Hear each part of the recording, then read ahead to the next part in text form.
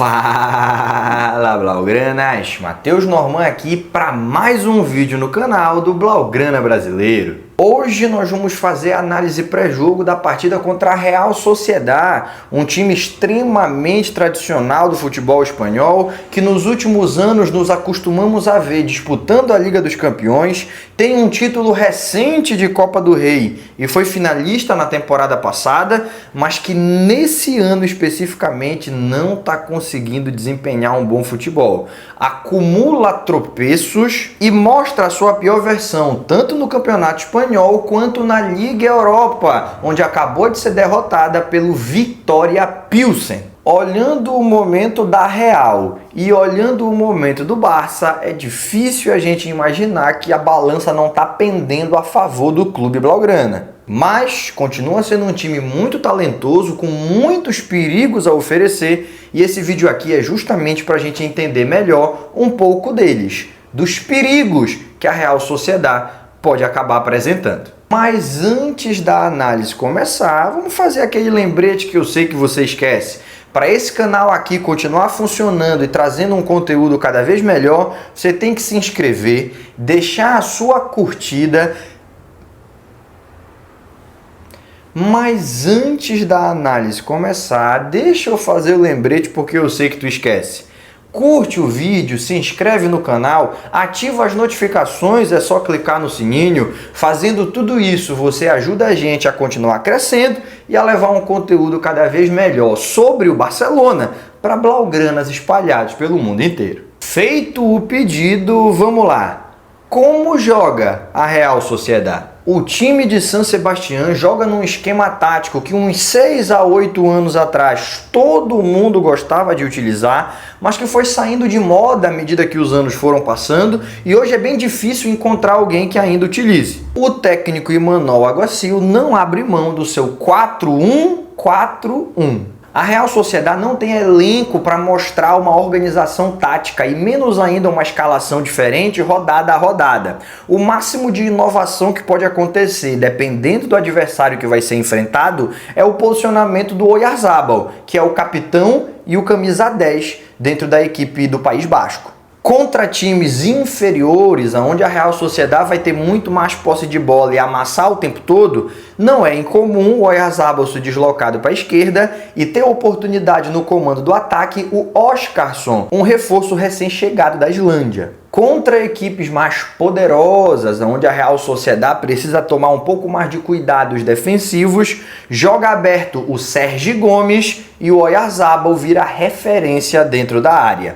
Levando em consideração que é uma análise pré-jogo da partida que eles vão fazer contra o Barcelona, que hoje é a equipe atuando em mais alto nível em todo o futebol europeu, acredito que não é muito arriscado dizer que eles vão utilizar essa formação mais defensiva. Vai ser o Oyarzabal no comando do ataque, o Sergi Gomes aberto pelo lado. Mas vamos fazer essa análise vindo da defesa para o ataque. Vamos começar falando da dupla de zaga formada pelo Naif Aguerd e pelo Igor Zubeldia, que comparado com os últimos adversários do Barcelona, é a dupla de zaga de menor estatura que o Lewandowski precisou enfrentar. Ambos têm a responsabilidade de tentar fazer a construção saindo de trás. A Real Sociedad não abre mão de tentar controlar a posse de bola, principalmente jogando dentro de casa, que é o cenário que nós vamos ter nesse domingo. O marroquino Aguerd costuma acertar a maior parte dos passes e o espanhol Zubeldia costuma entregar o ouro. Então é bom ficar atento na pressão ofensiva do Barça, que quem sabe eles não dão um golzinho de brinde para o nosso ataque. Na lateral direita joga o Aramburu, que tem até chamado a atenção de clubes maiores e alguns dizem em janeiro vai alçar outros voos, sendo negociado pela Real Sociedad. Mas no momento ainda atua pelo time basco e tem um pequeno problema quando enfrenta grandes individualidades. Contra equipes de menor nível técnico, ele se destaca principalmente pelo apoio ofensivo. Mas quando enfrenta adversários que têm um pouco mais de habilidade para partir para cima dele no 1 contra 1, ele costuma ser batido. Do outro lado, na lateral esquerda, atua o Javi Lopes, que tem um pouco mais de vigor físico. Ele é mais alto, ele é mais forte, ele é um lateral que consegue cobrir melhor os espaços, ele é um lateral de maior potencial defensivo. Com essa característica de ter um pouco mais de dificuldade para construir e um pouco mais de facilidade para destruir, somado ao fato de que ele vai ter que marcar o Lamine Yamal, a tendência é que a gente veja o Javi Lopes muito mais perto da própria área do que da nossa. Na volância fica o melhor jogador da Real Sociedad, que já foi objeto de desejo do Barcelona, já recebeu oferta oficial do Liverpool, inclusive o time da Inglaterra estava com o dinheiro para pagar a multa rescisória dele separado, mas ele preferiu continuar jogando pelo clube do coração, algo raro na atualidade, mas que a gente sempre tem que valorizar. Estamos falando do Zubimendi, que parece ser um daqueles caras que nunca vai receber o reconhecimento que merece, porque nunca deu o salto para jogar numa equipe mais midiática. No caso dele, por opção própria. Nesse 4-1-4-1, a função do Zubimendi é ser o primeiro jogar entre as duas linhas de 4, dando a saída de bola ao mesmo tempo que é a proteção máxima à frente da área. E ele faz isso com extrema qualidade. Daqui a pouco, quando a gente for falar o top 3 dos caras, a gente discute melhor a individualidade que o Zubimendi tem. A tendência é que ele bata de frente com o Dani Olmo, aí é duelo de titãs, é duelo de dois campeões da Eurocopa, e vamos ver quem prevalece. Eu sou mais o nosso Roger Guedes catalão. À frente do Zubimendi atuam outros dois volantes que têm um pouco mais de liberdade para se movimentar e principalmente para se apresentar próximo da área do adversário. Esses dois costumam ser o Luka Sukic e o Brais Mendes. O Sukic, croata, é o jogador mais físico da Real Sociedad, tanto no aspecto de se movimentar bastante, correr muito, quanto no aspecto de ter mais porte, mais força do que os companheiros de equipe. Ele é o cara que chuta de fora da área, ele é o cara que pisa na área como elemento surpresa, ele é o cara que tenta brigar no alto, tanto no campo defensivo quanto no campo ofensivo. O Brais Mendes tem um estilo um pouco diferente. Inclusive, quando ele chega na Real Sociedad, ele é contratado para atuar aberto pela direita. Mas à medida que o tempo foi passando e o sistema foi se ajustando, desde a temporada passada a gente já pode afirmar isso, ele acabou se consolidando como um jogador que atua por dentro. Em determinados momentos como meia ofensivo, mas na maioria das vezes como um segundo volante que tem responsabilidades defensivas e ofensivas. Ele também vai aparecer próximo da área, mas de uma maneira um pouco diferente do Sukic. Ele não é um cara tão brigador e ele não tem o costume de chutar de longe. Quando ele recebe a bola na meia-lua, primeiro ele procura assistência. Se não estiver disponível, ele tenta uma finalização um pouco mais colocada. E nas pontas, dois jogadores extremamente perigosos, baixinhos, velozes, dribladores, jogadores mais desequilibrantes do time da Real Sociedad. Na direita, o Takefusa Kubo, jogador que todo mundo que torce para um time grande, em algum momento já olhou para ele como uma opção para dar uma encorpada no elenco. Do outro lado, pela esquerda, joga o Sergi Gomes, que é menos conhecido, mas também é muito talentoso e vem conseguindo muitas assistências ao longo da atual temporada. Eles são dois meias bastante modernos do futebol atual, que ao mesmo tempo que eles tentam incomodar os laterais adversários, atacando as suas costas, partindo para o 1 contra 1, tentando as jogadas ofensivas, eles não se eximem de acompanhar o lateral adversário até o fundo. E dentro das suas limitações, eles fazem isso até com bastante eficiência. Ajudam muito a Real Sociedad a ser uma das melhores defesas do campeonato espanhol. O preço que eles pagam para isso é que o ataque é um dos piores, fazem pouquíssimos gols os jogadores da Real Sociedad, mas o empenho tático está em dia. O que falta é perna para resolver lá na frente depois, mas um problema de cada vez. A Real Sociedad ainda está tentando encontrar o seu melhor futebol. E finalmente no ataque, o 10 e faixa dos caras, o Mikel Oyarzabal, o principal ídolo da torcida no atual plantel, que participou do título da Copa do Rei, inclusive fazendo o gol na final, que fez o gol do título da seleção espanhola, que tem uma moral brutal e que quanto mais eu descrevo, mais você deve pensar que ele não tem assim tantas funções táticas, que ele pode jogar solto, mas não é assim que ele se comporta não. Ele é o grande exemplo de que a marcação começa no ataque. Ele é o primeiro defensor da Real Sociedad. E é justamente daí que vem boa parte da idolatria que ele recebe. É um time de muito talento, de muita aplicação tática e que a gente tem a sensação que, se encaixar, pode oferecer à sua torcida atuações melhores quando comparadas com as que vem oferecendo até o presente momento. São a terceira melhor defesa do Campeonato Espanhol, só sofreram 10 gols, mas em contrapartida são o quarto pior ataque.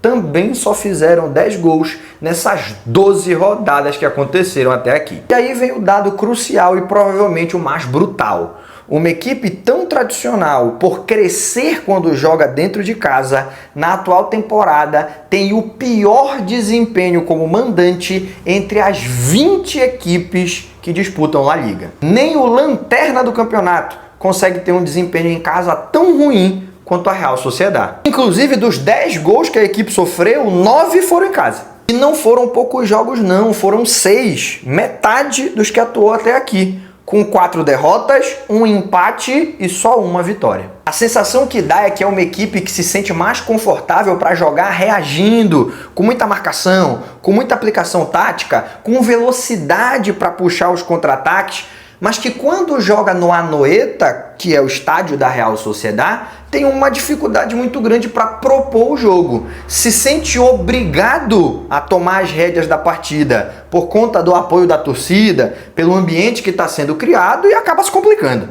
Domingo o jogo é na casa deles. E o visitante mais indigesto, que é o Barcelona, o time que mais somou pontos fora de casa na temporada até aqui, vai enfrentar o mandante que mais tem dificuldade. Tomara que o sofrimento deles continue aumentando e que a gente consiga mais uma goleada. E se a Real Sociedad quiser romper essa sequência negativa, vai precisar contar com uma subida no patamar de desempenho dos seus principais jogadores. E nesse momento do vídeo eu vou te apresentar quais são os 3 mais importantes e que o Barcelona tem que ficar mais de olho. Quem acompanha o canal há mais tempo já sabe, mas para você que está desavisado, fique sabendo. Está na hora do top 3 dos caras. A capacidade de drible do Kubo pode fazer com que muita gente até exija que ele apareça nessa lista, mas eu vou acabar frustrando os fãs do japonês. É bom jogador, é jovem, em breve deve alçar voos maiores do que passar a carreira inteira na Real Sociedad, mas dentro do contexto da equipe existem jogadores mais importantes do que ele. Se fosse o top 4 dos caras, o Kubo apareceria. Mas como só podem 3 no top 3, ele vai acabar ficando de fora. E os escolhidos foram, em terceiro lugar, o goleiro Alex Remiro. Goleiro de seleção, campeão da Euro, campeão do título mais importante da história recente da Real Sociedad, que foi a Copa do Rei conquistada em 2020, e sem dúvida o jogador mais importante para que a Real tenha sofrido apenas 10 gols no campeonato até aqui. O trabalho tático à frente dele é bom, mas não é o melhor da Europa. É muito comum que o adversário tenha as oportunidades para fazer os gols, saia cara a cara com o Remiro. E graças à capacidade dele de prevalecer, fazer os milagres e segurar o resultado, a Real Sociedad está no meio da tabela, porque se não fosse pelo goleirão, provavelmente estava um pouco mais embaixo. Não é à toa que ele está no top 10 de goleiros que mais fez defesas em toda a temporada até aqui. E eu vou repetir algo que eu já falei em outros vídeos.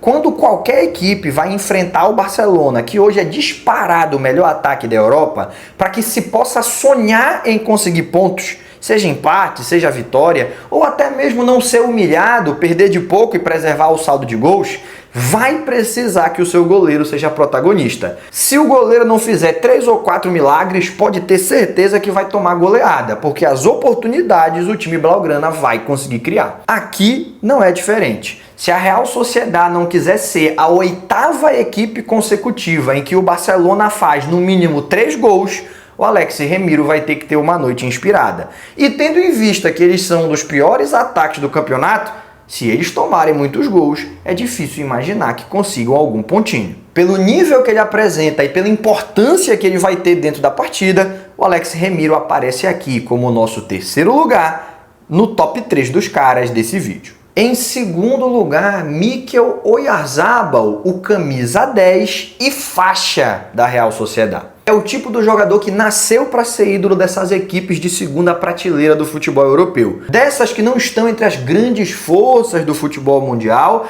mas que quando você vai enfrentar, vai sempre com muito respeito, porque eles costumam dar trabalho para os grandes. E de vez em quando vão lá beliscar uma boa campanha, faz uma graça em Liga dos Campeões, tenta ganhar uma Copa aqui e outra ali. Esse tipo de time, você sabe do que eu tô falando. E eu digo isso porque ele não tem a qualidade necessária para ser visto como uma opção viável para as melhores equipes do futebol mundial.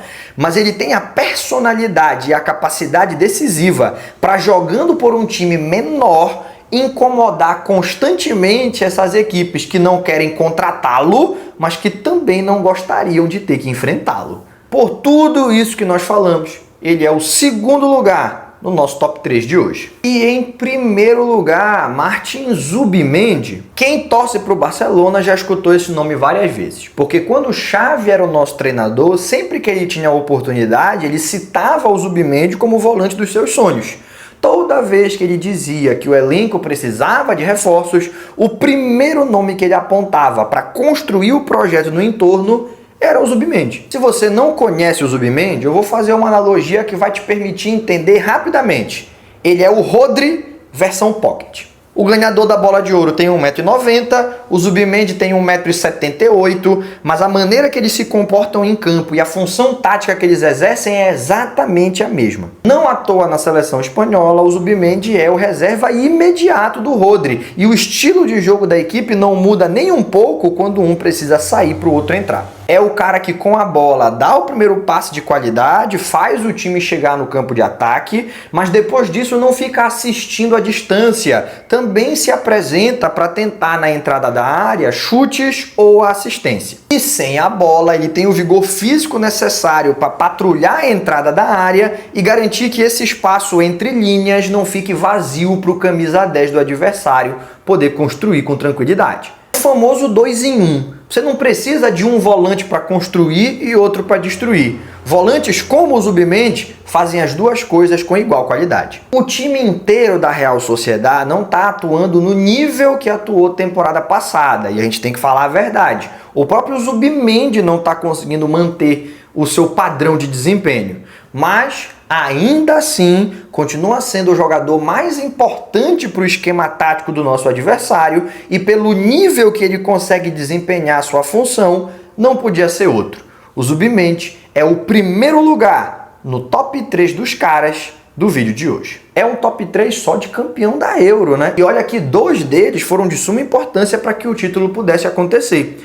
O Zubimendi entra substituindo o Rodri no intervalo da partida contra a Inglaterra na final, manda no meio de campo, acerta 93% dos passes e ajuda muito a equipe a conseguir sair vitoriosa. E quem ajudou mais ainda foi o Oyarzabal, que jogou muito menos tempo, teve ali 20, 25 minutos para poder mostrar serviço, fez o gol do título em um dos últimos lances da partida e garantiu o 4º título de Eurocopa da seleção espanhola. Isso significa que é um time de muito talento, mas é claro que o Barcelona tem muito mais. Se conseguir cumprir 5 pontos cruciais para garantir a vitória, com certeza vai sair dessa visita à Anoeta com 3 pontos no bolso. Por falar nisso, vamos discutir elas. As 5 chaves para a vitória. Essa é a parte no vídeo em que a gente apresenta os 5 elementos cruciais para que o Barcelona possa sair vitorioso na rodada que vai acontecer. A primeira delas é tirar o Zubimendi do jogo.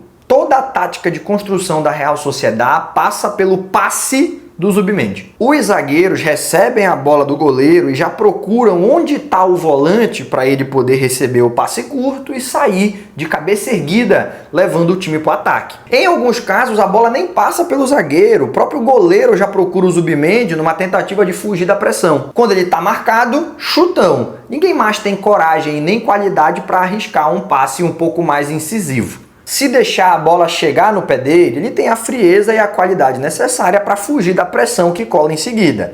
Mas, se a pressão tiver colada antes dele receber, é muito difícil imaginar que o Remiro, que o Aguerd, que o Zubeldia, que qualquer um dos defensores faça esse passe um pouco mais arriscado. A tendência é eles recorrerem ao chutão. Dentre os nossos jogadores, o que tem a melhor capacidade de acompanhar o Zubimendi nas suas movimentações e dificultar a saída de bola do adversário, sem dúvida alguma, é o Rafinha. Tanto pela energia quanto pela capacidade de desarme que ele vem demonstrando. Isso exigiria que ele fosse deslocado da sua posição de jogar aberto pela esquerda para jogar um pouco mais por dentro. E eu não acho que isso vai ser problema. Ele já jogou por ali vezes o suficiente ao longo da temporada e vale a gente lembrar que jogue ele por dentro ou pela ponta e não importa o companheiro que esteja ao seu lado, o próprio esquema tático do Flick convida os jogadores a trocarem de posição constantemente. Então, nada o impede de, sem a bola, acompanhar o Zubimendi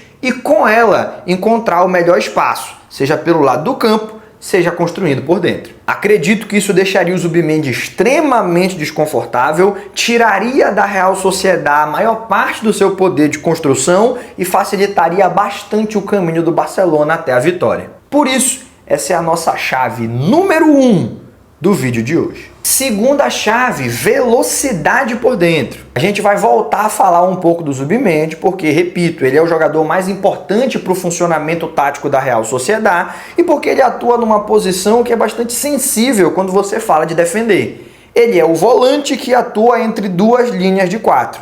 Quando você vence a primeira linha, só tem o Zubimendi e os zagueiros entre você e o gol. E aí eu acabo aprofundando o que a gente falou na chave anterior. A característica do Rafinha de corridas curtas, se apresentando na área como elemento surpresa e finalizando de primeira para fazer os gols, dificilmente vai poder ser bem coberta pelo Zubimendi, que não é um jogador de velocidade, menos ainda de explosão. Mais um motivo para a gente sugerir, e eu acredito que o Flick já está pensando nisso há muito mais tempo que eu, que nessa partida especificamente o Rafinha passe mais minutos atuando por dentro para sobrecarregar o Zubimendi, para fazer com que ele corra muito mais do que ele está acostumado, dando sprints para acompanhar e na maior parte do tempo comendo poeira, ficando para trás, colocar o Dani Olmo um pouco mais aberto no lado do campo. Não que ele não tenha a velocidade, a capacidade técnica de fazer os movimentos que o Rafinha faz, mas a gente tem que ser sincero.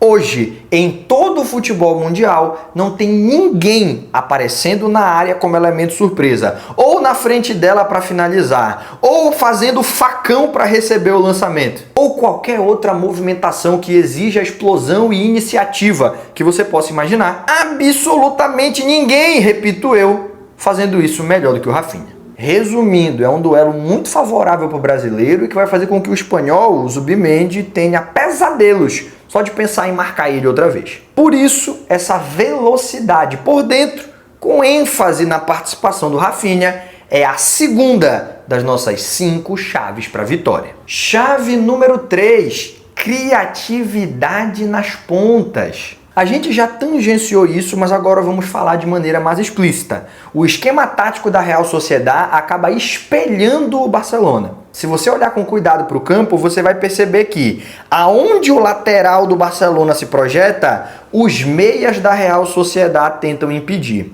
Aonde os volantes do Barcelona tentam construir, você tem os 2 volantes mais adiantados da Real Sociedad para combater. Aonde o camisa 10 do Barça se movimenta, você tem o primeiro volante da Real Sociedad também se apresentando. No meio da área, o único lugar em que há vantagem numérica para a Real Sociedad são 2 zagueiros contra o Lewandowski, e nas pontas, justamente onde estão os nossos jogadores mais desequilibrantes, você tem o 1 contra 1. E você pode dizer, mas contra o Barcelona eles jamais vão fazer isso. Eles vão colocar um homem a mais na linha defensiva para tentar se proteger um pouco melhor. E pelo que eu pude observar da Real Sociedad, mesmo quando ela enfrentou equipes mais fortes, ela já jogou com o Real Madrid nessa temporada, lá nas primeiras rodadas, eles não lançam mão dessa dobra na marcação. O que eles fazem é confiar que nos duelos individuais os seus jogadores vão acabar prevalecendo. Na maioria das vezes dá certo, tá? Não à toa, é uma das melhores defesas do campeonato. Mas nesse jogo contra o Barcelona, eu acho que tem um problema ainda maior, que é você verdadeiramente confiar que no 1 contra 1 você vai conseguir marcar Lamine Yamal, Dani Olmo, Rafinha e quem mais entre pelo time do Barça.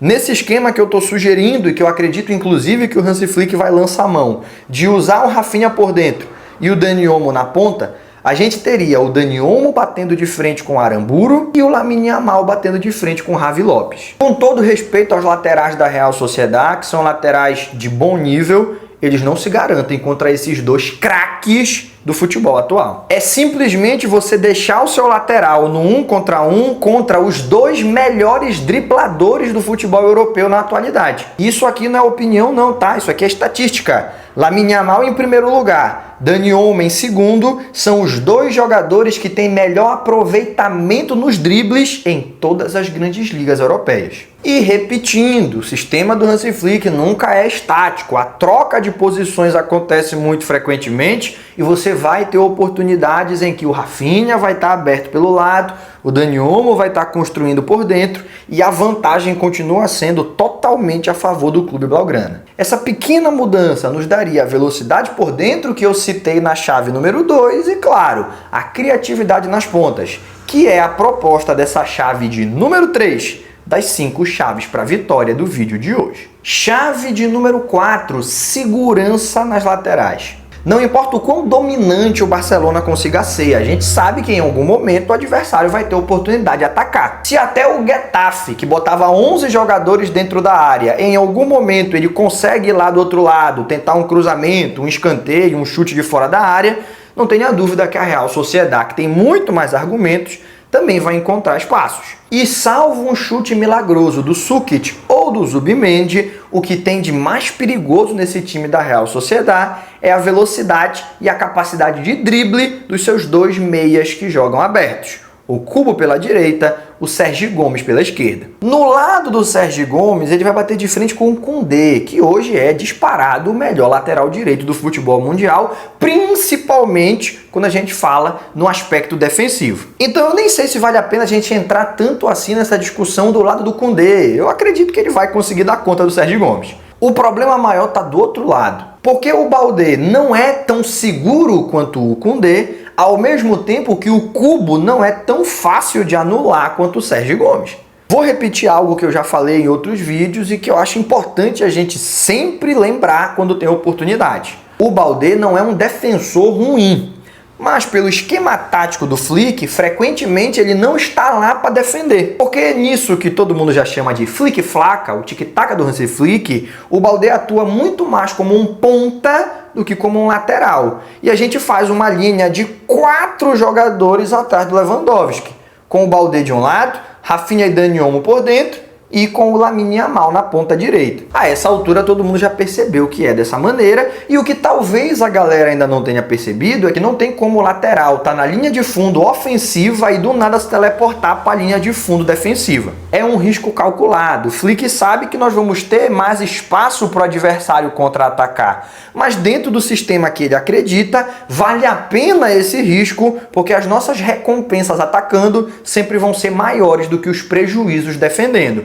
E por enquanto, a gente pode dizer que está dando certo. Mas se você estiver lembrando do que a gente veio falando ao longo desse vídeo, nesses momentos eu nem estou tão preocupado, porque a Real Sociedad é uma equipe que exige que os seus jogadores acompanhem o adversário até o final. Então toda vez que o Baldé estiver na linha de fundo tentando a jogada, eu tenho certeza que o Kubo vai estar do lado dele tentando atrapalhar. O que me preocupa é quando a Real Sociedad vier construindo de baixo, acionar o Kubo pela direita para ele partir para o 1 contra o Baldé. Na temporada até aqui, o Baldé só foi driblado uma vez. Ele vem demonstrando uma segurança defensiva maior do que a gente esperava. Mas amanhã, fora o Olise do Bayern de Munique, vai ser o primeiro grande driblador que vai cair para cima dele durante o jogo todo. Que ele tenha uma jornada segura é de suma importância para o Barcelona não sofrer gols e conseguir sair com uma vitória mais tranquila. E eu já te adianto, eu confio que ele vai conseguir. Eu não estou fazendo essa análise nem apontando isso como uma chave porque eu estou preocupado de que ele não vai performar. Mas não é porque eu acho que ele vai conseguir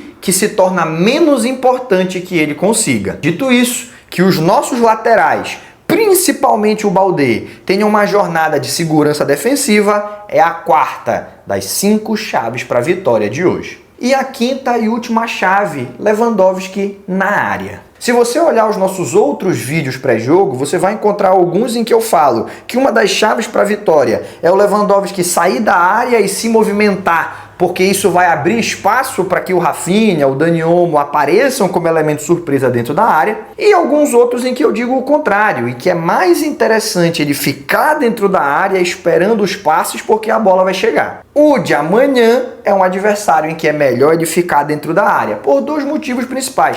Primeiro é que a organização tática da Real Sociedad não é de jogar com um bloco muito baixo dentro da própria área, com muita gente na frente do gol. Em situações como essa, normalmente o centroavante precisa se movimentar muito, porque se ele ficar estático, preso na marcação, ele é -1. A Real Sociedad tenta recuperar essa bola um pouco mais fora da sua área. E ao invés de encaixotar o centroavante com os volantes e os zagueiros, deixa só os 2 zagueiros cuidando do camisa 9 adversário. Mais espaço para ele receber a bola perto do gol e fazer o que ele sabe de melhor, que é finalizar. E o segundo ponto é que depois de vários adversários em sequência, onde o Lewandowski estava no meio da área, brigando contra 2 torres de 1,90 m, finalmente ele vai ser marcado por 2 zagueiros que não têm vantagem física em relação ao polonês. E se contra esses jogadores bem maiores ele costuma prevalecer no ar por conta do posicionamento e da capacidade de cabeceio, amanhã contra a Real Sociedad a vantagem dele vai crescer. Seja pelo alto ou com a jogada trabalhada por baixo,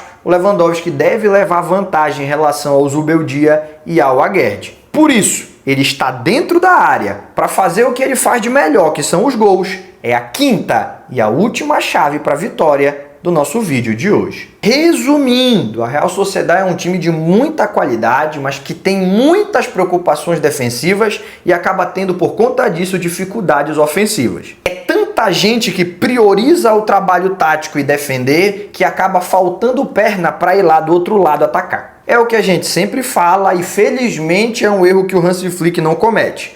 Se o preço que você paga para ter uma das melhores defesas é ter um dos piores ataques, não tá valendo a pena essa troca. Dentro de casa, com o apoio da torcida, o time até tenta atacar um pouco mais, mas está tão desacostumado a propor o jogo que acaba virando um tiro no pé. E ao invés de ir lá fazer mais gols do que está acostumado, só o que consegue é tomar mais gols do que normalmente acontece. Não está dando certo, mas até agora o técnico Imanol Alguacil ainda não abandonou as suas convicções. Ele continua insistindo em confiar quando joga dentro de casa que no 1 contra 1 os seus defensores vão prevalecer e ele vai conseguir construir os resultados. É o completo oposto do que fazem os adversários do Barcelona, que costumam povoar bastante a área para tentar sofrer menos gols.